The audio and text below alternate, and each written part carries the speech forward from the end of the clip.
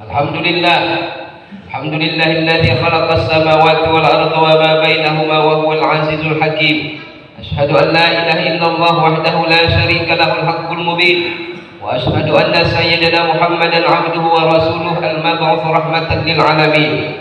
Allahumma shalli ala sayyidina Muhammad wa ala alihi wa sahbihi ajma'in. Ya ayyuhalladzina amanu ittaqullaha haqqa tuqatih wa la tamutunna illa wa antum muslimun. Qala Allah ta'ala fil Qur'anil Karim, a'udzu billahi minasy syaithanir rajim. Bismillahirrahmanirrahim. Innal ladzina amanu wa 'amilus shalihati wa aqamus salata wa atawuz zakah lahum ajruhum 'inda rabbihim wa la khaufun 'alaihim wa la hum yahzanun. Shadaqallahul 'azim.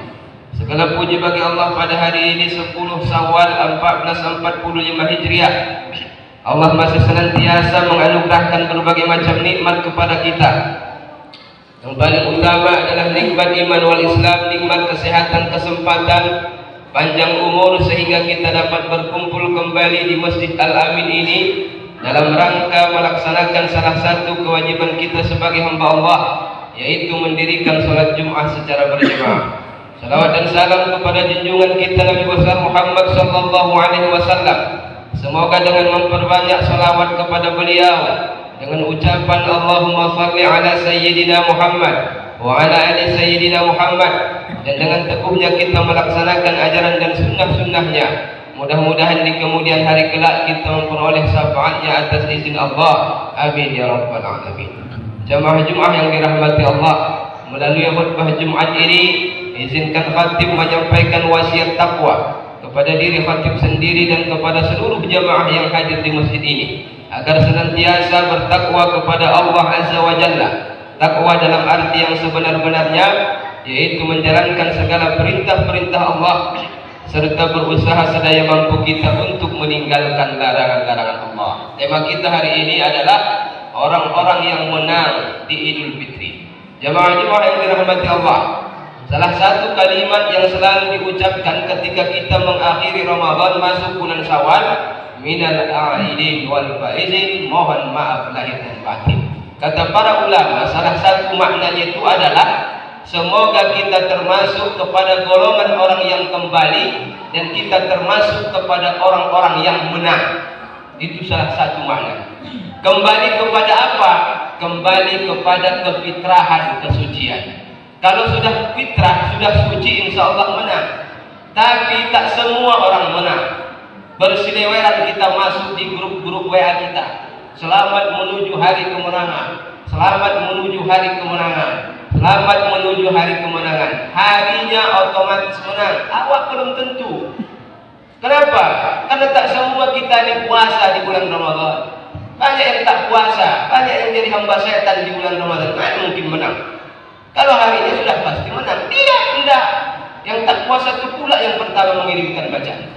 Dari manalah datang dia mendapatkan kemenangan kalau dia tak puasa di bulan Ramadan? 10 hari terakhir sudah para orientasi berpikirnya bukan lagi kepada akhirat, kepada Allah, tapi kepada urusan dunia.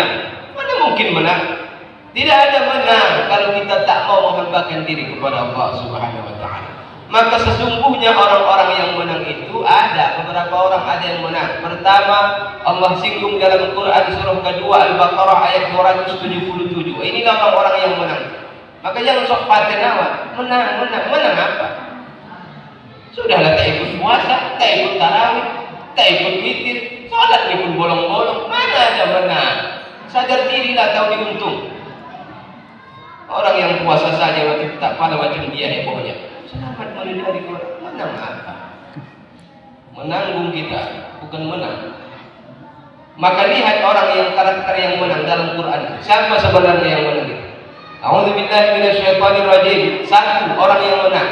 Innal ladzina amanu wa 'amilus shalihat. Sesungguhnya orang-orang yang beriman dan beramal saleh, wa aqamus shalah wa atawuz zakah, yang mendirikan salat dan menunaikan zakat, lahum ajrahum 'inda rabbihim, bagi mereka pahala dari sisi Tuhan mereka, wala khaufun 'alaihim wala hum yahzanun, dan tidak ada kekhawatiran atas diri mereka dan mereka tak bersedih hati. orang yang menang tidak ada ketakutan lagi. Mudah-mudahan begitu bagi bangsa Palestina. Tanggal 14 Februari main Iran dibantai Israel. Mudah-mudahan tak ada lagi ketakutan, tak ada lagi kesedihan. Kalau lagi ini istiqomah, kenapa harus Iran? Karena kita tak mampu dan tak mau. Iran itu Syiah notabene-nya, tapi kita Sunni tak mau dan tak mampu. Maka diberikan pertolongan dari Allah orang-orang Syiah main digempur tanggal 14 Februari. Bagi orang-orang yang menang tidak ada kekhawatiran, tidak ada kesedihan. Itulah orang-orang yang menang. Kenapa? Karena di dalam kalbunya ada keimanan. Dengan iman itu dia mau melakukan amal soleh. Dengan iman dan amal soleh yang paling utama yang dia kerjakan adalah sholat. Orang yang sudah melewati tarbiyah Ramadan, sholat tak pernah ditinggalkan. Mohon maaf kita, banyak kita yang puasa, kita datang ke Ramadan, sepanjang Ramadan ke masjid, tapi begitu habis Ramadan, batang hidung kita pun tak nampak lagi di masjid. Kemana kita pergi? Adakah Allah hanya hidup di bulan Ramadan? Tidak. Allah itu ada tanpa batas dan waktu, tanpa ruang dan waktu. Dia tidak hanya ada di bulan Ramadan. Dia ada kapanpun dan dimanapun, tanpa batas ruang dan waktu. Itulah Allah Subhanahu wa Ta'ala.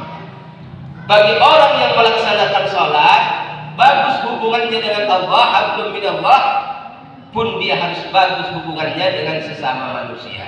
Maka kita keluarkan di akhir Ramadan zakat fitrah, kita keluarkan zakat mal, kita keluarkan zakat profesi. Orang yang punya peternakan dikeluarkan zakat peternakan, kambing, sapi, onta, dikeluarkan zakat pertanian dan lain sebagainya.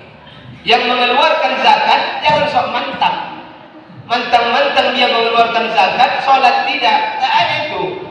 Tidak ada konsep sebagaimana yang disampaikan beliau. Kalau sudah dikasih 1/10, udah bisa sekali sepekan. Tak ada begitu konsep dalam Islam. Jadi mentang-mentang kita kasih lebih dari 2,5%, udah bolehlah kita sepekan sekali sholat Jumat saja. Tak begitu konsep kita menghambakan diri kepada Allah. Ini kan viral baru-baru ini beliau minta maaf kepada kita, umat Islam, didampingi oleh Ketua Dewan Masjid Indonesia, Haji Muhammad Yusuf Kala. Tak begitu konsep kita, Pak. Islam ini sholat itu beda dengan zakat. Ibadah sholat berdiri sendiri, zakat berdiri sendiri. Mau Bapak kasih di atas 2,5%, tak bisa mengurangi jumlah rakaat sholat. Satu hari tetap 17 rakaat, 5 waktu sehari semalam. Mentang-mentang kita kasih lebih dari 2,5, udah sekali setahun saja bisa. Tak bisa. Konsep ibadah kita itu tak begitu. Jadi jangan bangga, jangan nanti heran dengan apa yang disampaikan. Oh, mereka beda kelas lah, orang 2,5 ya wajib lah 5 kali sehari semalam. Oh tidak, tak begitu. Mau Bapak kasih separuh dari harta Bapak, 100% dari harta Bapak, tak mengurangi kewajiban sholat. Datang Umar bin Khattab ketika dihimbau oleh Rasulullah Muhammad SAW supaya menginfakkan, mewakafkan hartanya di jalan Allah. Semua sahabat-sahabat yang kaya mewakafkan hartanya. Datang orang yang terakhir, salah satu sahabat yang terakhir datang, namanya Umar bin Khattab. Apa kata Umar? Ya Rasulullah, kuwakafkan, kuinfakkan separuh hartaku, bawa berjihad di jalan Allah. Beteng kali dia dipikir. Datang Abu Bakar, ya Rasulullah, kuinfakkan semua hartaku di jalan Allah. Umar bin Khattab separuh dari hartanya diinfakkan di jalan Allah. Dipikir, dia sudah paten. Abu Bakar datang, kuinfakkan seluruh hartaku ya Rasulullah, bawa jihad di jalan Allah. Semua orang sahabat terheran-heran, luar biasa dahsyatnya Abu Bakar menginfakkan seluruh hartanya kepada Rasulullah untuk dibawa di jalan Allah. Saking penasarannya Umar ditanya, wahai Umar, apa yang kau tinggalkan untuk anak dan istri? Aku separuh saja kubawa, sudah malam mepet di rumah salib. Kau semua pula kau bawa. Apa yang kau tinggalkan untuk anak dan istri dan keluarga? Apa kata Abu Bakar? Yang kutinggalkan untuk anak dan istriku adalah Allah dan Rasulnya. Langsung menetes air mata Umar bin Khattab. Kalaulah Allah dan Rasul yang kau tinggalkan, lebih daripada cukup yang kau tinggalkan itu di rumah. Apalagi yang mau kita harapkan? Harta yang banyak akan kita tinggalkan, jabatan yang tinggi akan suatu saat akan kita tak dapatkan lagi. Berapa periode rupanya? Kau jadi kadus berapa periode? Tak apalah sok-sok paten kali kita. Semua ditinggalkan, tapi kata Abu Bakar, yang kutinggalkan di keluargaku adalah Allah dan Rasul. Jadi orang yang menang itu orang yang beriman, beramal soleh dengan keimanan. Dengan imannya dia mau sholat, tak ada bolong-bolong lagi. Kalau ditengok orang paten kali sholatnya, kalau tak ditengok tak mau dia sholat, itu tak begitu. Dia sholat itu bukan karena pandangan mata manusia, tapi karena ada Allah Subhanahu wa Ta'ala yang selalu menilai. Orang yang sholat tunaikan zakat. Zakat itu yang wajib, sedekah yang wajib 2,5%. Yang lain-lain sedekah, zakat, infak, wakaf boleh yang lain-lain. Silahkan bersedekah kepada keluarga kita. Mana keluarga kita yang miskin, kasih infak sedekah kita kepada mereka. Orang yang menang itulah kriteria orang yang menang. Yang kedua, orang yang menang menurut Al-Quran dalam Quran surah kelima Al-Ma'idah ayat 90. Apa kata Allah Subhanahu wa Ta'ala? Ya ayyuhalladzina amanu, hai orang-orang yang beriman, innamal khamru wal maisir wal ansab wal azlam, sesungguhnya meminum minuman keras, berjudi, mengundi nasib dengan anak panah, menyembelih binatang untuk berhala, rijsum min amali syaitan, itu najis, termasuk amalan-amalan syaitan. Fajtanibuhu, maka jauhilah dia, la'allakum tuflihun, supaya kalian mendapatkan kemenangan. Tengoklah Pak, maksiat yang paling banyak setelah akhir Ramadan, malam ikut dia takbir. Allahu Akbar, Allahu Akbar, bahkan ada takbir keliling. Luar biasanya mencoreng nama umat Islam. Setelah dia takbiran, digas dia karaokean di atas kabin. Ada begitu rupanya, diajarkan. Sambil membawa beduk, begitu habis acara inti, dibuat mereka acara sendiri. Sambil joget-joget di atas mobil takbiran. Aneh bin ajaib. Yang paling parahnya, mana ketuanya Pak diam? Kalau tak bisa kita menjadikan takbiran itu sejuk dan indah di pandang mata, tak usah ikut kita. Itu menggores luka pada kalangan kita. Nanti kalau orang lain yang buat, kita marah. Kita sendiri pun tak berakhlak melakukan takbir itu. Maka orang yang betul-betul menang itu, tahulah, tengoklah, sesungguhnya akhir Ramadan itu bukan mau menjadikan kita poya-poya, hura-hura, bukan. Tapi lihat anak generasi kita, begitu habis bulan Ramadan, maksiat dan dosa itu diobral di depan mata kita. Tahu tidak kita? Tahu, tapi kita diam saja. Bukan urusan itu, bukan anak itu, bukan. Hari ini bukan anak kita, besok lusa anak cucu kita, 7 turunan tak bisa kita ambil. Maka sepanjang kita lihat, kita tahu, bilangi sama mereka, kasih tahu bahwa sesungguhnya Idul Fitri itu bukan mau mengumbar maksiat dan dosa. Lihatlah bagaimana dahsyatnya mengkonsumsi narkoba. Begitu siap bulan Ramadan, 3 orang itu 1 hari itu lagi, masih 1 Syawal lagi, dahsyat bukan main. Minum minuman keras, berjudi, ya Allah. Apa ini? Karena siapa yang datang? Mau ini kita biarkan, ini kita nih banyak ini. Tapi kita penakut. Hanya untuk keluarga kita pun tak berani pula kita. Untuk keluarga kita pun tak berani. Kita apalagi keluarga. Keluarga kita, anak kita tak berani. Ngapain jadi kepala keluarga kalau tak berani mengungkapkan kata-kata yang benar? Jangan diam sebagai orang tua, Pak. Kalau diam bapak melihat kemaksiatan itu, kemungkaran itu, itulah kiamat sudah terjadi. Jangan diam. Udahlah. Apalagi usah pada dibilang-bilangi anak kita, sudah muak, jangan muak. Nabi Nuh alaihissalam sampai banjir bandang datang, Kan'an mau mati, masih dibilangnya, ya bunayya irkam ma'ana. Wahai anakku sayang, ayo naik bersama kami. Begitulah tanggung jawab orang tua. Sehingga kemudian nanti ketika anak-anak kita masuk neraka, kita masuk surga, tak bisa dituntutnya kita di hadapan Allah Subhanahu wa Ta'ala. Maka bagi kita jangan biarkan fenomena ini terjadi. Begitu habis Ramadan, habis semua. Makanya kadang-kadang dalam hati kita betul pula lah sabda Rasulullah. Kalau bulan Ramadan, bulan puasa ni, pintu surga dibuka, pintu neraka ditutup, setan-setan dibelenggu. Begitu habis bulan Ramadan, balau pasang setan-setan. Semua kita tengok setan-setan tadi mana-mana, setan semua. Tak ada lagi menjadi hamba Allah Subhanahu wa Ta'ala. Maka kita ni heran. Jadi yang menang itu bukan sembarang orang yang menang.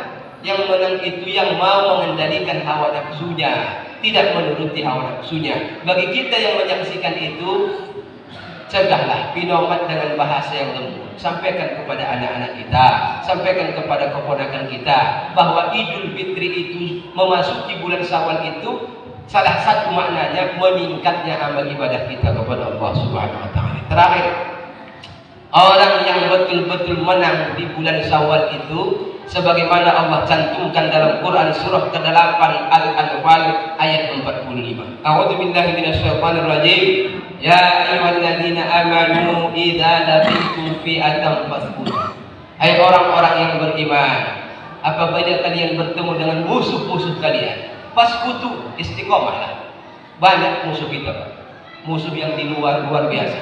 Musuh kita nih sekuler, liberal, komunis, tak apa-apa musuh kita. Munafik tadi. Itu yang di luar, yang nampak-nampak. Yang di dalam jangan tanya lagi. Yang di dalam kita ini, Masya Allah. Di dalam kita ini bertahta dalam kalbu kita. Begitu azan Jumat berkumandang, dibisikkan, jangan pada datang. Ada majelis taklim, tak usah datang. Itu luar biasa dalam kalbu kita. Maka banyak musuh kita nih, yang di luar, di dalam. Apalagi setan itu datang dari arah depan, dari arah belakang, dari samping kanan, dari samping kiri. Bagaimana kita menghalaunya? Makanya kata Allah, fasbutu, istiqomahlah. Kita kan sudah diterbiah sepanjang bulan Ramadan kita. Istiqomahlah kita. Wadhkurullaha katsira, ingatlah Allah banyak-banyak. Istiqomah, ingat Allah banyak-banyak di qalbu kita, di lisan kita, di perbuatan kita. Bagaimana kita mau istiqomah? Tengoklah kawan kita. Siapa kawan kita? Kawan kita itu gambaran kita. Siapa kawan bapak? Itulah gambaran bapak. Begitu saja.